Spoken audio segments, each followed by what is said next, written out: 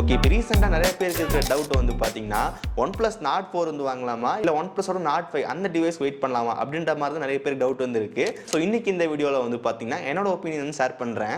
First OnePlus Nord 4 என்னென்ன காரணத்துக்கு வேண்டி வாங்கலாம் அப்படின்னு சொல்லி வந்து பார்க்கலாம்.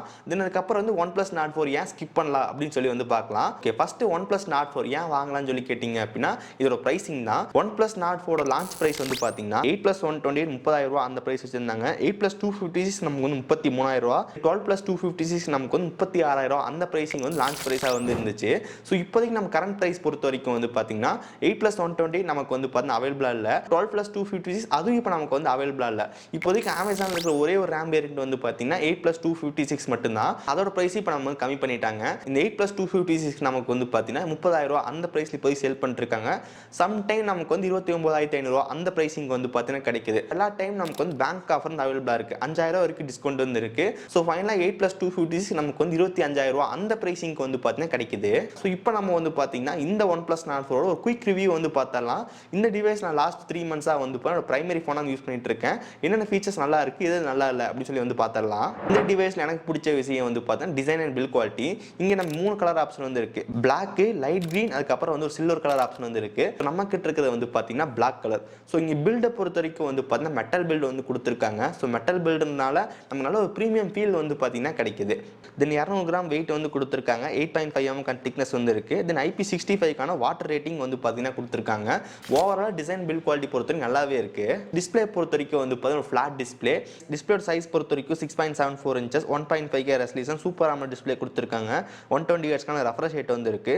தென் ஃப்ரண்ட்ல உங்களுக்கு இன்டிஸ்பிளே ஃபிங்கர் பிரிண்ட் சென்சார் வந்து கொடுத்துருக்காங்க. ரொம்ப ஃபாஸ்ட் அண்ட் அக்யூரேட்டாகவே இருக்கு. ஸோ இந்த டிவைஸில் பெசல்ஸும் வந்து ரொம்ப கம்மியாக தான் இருக்கும். ஸோ ஓவரால் டிஸ்பிளேயோட குவாலிட்டி ரொம்ப நல்லாவே இருக்கு. டிவைஸோட பேட்டரி பொறுத்த வரைக்கும் 5500 mAh பேட்டரி வந்து கொடுத்துருக்காங்க. 100 வாட் ஃபாஸ்ட் சார்ஜிங் சப்போர்ட் வந்து இருக்கு. சார்ஜர் பாக்ஸ்லேயே வந்து பார்த்தீங்கன்னா கொடுத்துருவாங்க. இந்த டிவைஸ் ஃபுல் சார்ஜ் பண்ணுறதுக்கு வந்து பார்த்தீங்கன்னா அரௌண்ட் நமக்கு ஒரு 30 மினிட்ஸ் கிட்ட தான் வந்து ஆகும். நீங்கள் டிவைஸ் 0லேருந்து ஃபுல் சார்ஜ் பண்ணுறீங்க அப்படின்னா 30 மினிட்ஸ்லேயே நமக்கு 100% சார்ஜ் வந்து ஃபுல் ஆயிரும். சப்போஸ் நீங்கள் எங்கே திடீர்னு கிளம்புறீங்க அந்த டைமில் வந்து இப்போ ஜஸ்ட் ஒரு ½ hour போட்டிங்கன்னா மட்டும் போதும். உங்களுக்கு வந்து ஃபுல் டேக்கான பேட்டரி லைஃப் வந்து பார்த்தீங்கன்னா கிடைக்கும். இது நல்ல விஷயம். தென் ஸ்க்ரீன் ஆன் டைம் பொறுத்த வரைக்கும் வந்து பார்த்தீங்கன்னா அரௌண்ட் ஒரு 7 மணி நேரத்துக்கான ஸ்க்ரீன் ஆன் டைம் வந்து பார்த்தீங்கன்னா எக்ஸ்பெக்ட் பண்ணலாம். ஸோ பேட்டரி பேக்கப் இந்த டிவைஸில் ரொம்ப சூப்பராகவே இருக்கு. தென் பர்ஃபார்மன்ஸ் பொறுத்த வரைக்கும் Snapdragon 7+ Gen 3 வந்து இருக்கு. நீங்கள் ஆண்ட்ராய்டு ஸ்கோர் செக் பண்ணும்போது நியர்லி 1.1 மில்லியன் ஸ்கோர் வந்து பார்த்தீங்கன்னா கிடைக்குது. தென் அதுக்கப்புறம் CPU த்ராட்லிங் டெஸ்ட் நமக்கு 68% கன்சிபிலிட்டி தான் வந்து பார்த்தீங்கன்னா கிடைக்குது. இந்த டிவைஸில் பெஞ்ச் மார்க் ஸ்கோர்லாம் ரொம்ப கம்மியாக தான் கிடைச்சு.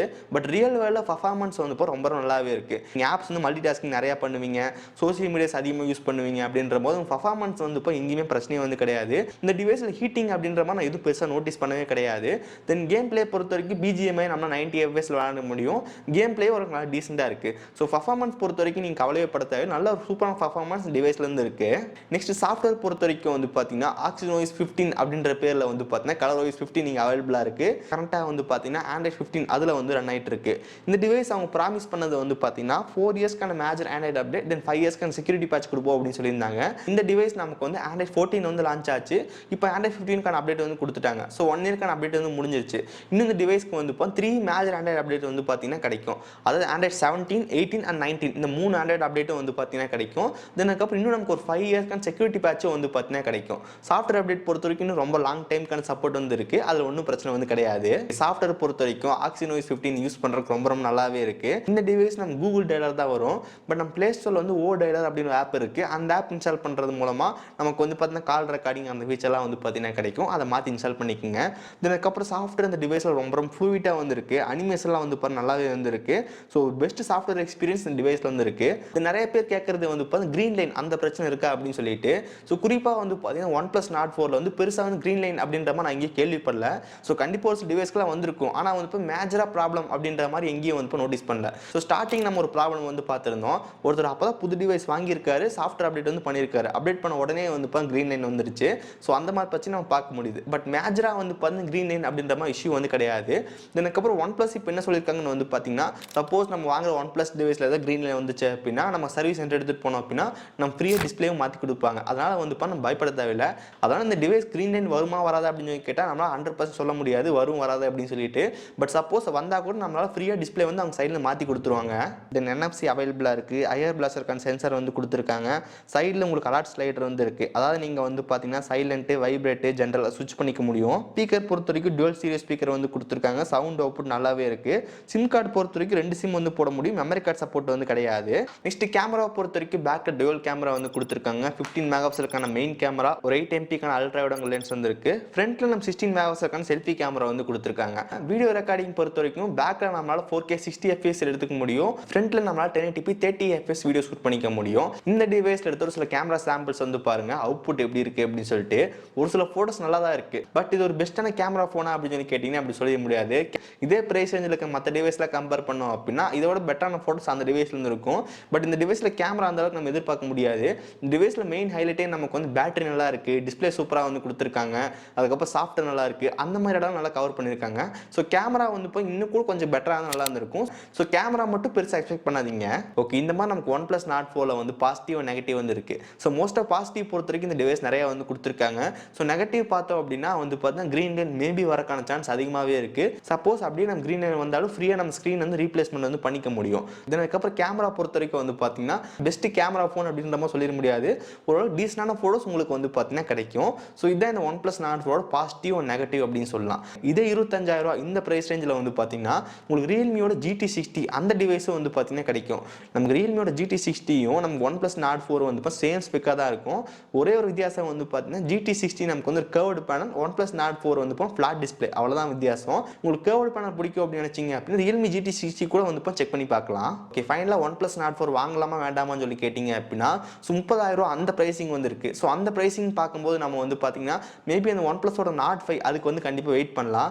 இல்லை ப்ரோ என்னால் பேங்க் ஆஃபர் வந்து கிளைம் பண்ண முடியும்னு நினச்சிங்க அப்படின்னா 25,000 ரூபா அந்த பிரைசிங்க்கு வந்து கிடைக்கும். ஸோ அந்த பிரைசிங்க்கு வந்து இப்போ கூட நல்ல ஒரு வேல்யூ ஃபார் மணி டிவைஸாக இருக்குது. நிறைய பேர் என்கிட்ட கேட்டிருக்காங்க 20-25,000 பட்ஜெட் அப்படின்னு சொல்லுவாங்க. அப்படி சொல்லும் போதே நான் ஃபஸ்ட்டு சொல்கிறது வந்து பார்த்தீங்கன்னா OnePlus Nord 4 வந்து வாங்கிக்க, எல்லாமே பர்ஃபெக்டாக இருக்குது அப்படின்னு தான் சொல்லுவேன். ஸோ அந்தளவுக்கு வந்து OnePlus Nord 4 25,000 வாங்கினீங்க அப்படின்னா கண்டிப்பாக இப்போ கூட நல்ல ஒரு வேல்யூ ஃபார் மணி டிவைஸாக இருக்குது. இல்லை ப்ரோ என்னால் பேங்க் ஆஃபரில் கிளைம் பண்ண முடியாது, வாங்கினா 30,000 ரூபா அந்த பிரைசிங் தான் வாங்க முடியும்னு நினச்சிங்க அப்படின்னா ஜஸ்ட் நீங்கள் வெயிட் பண்ணுறது ரொம்ப நல்லது.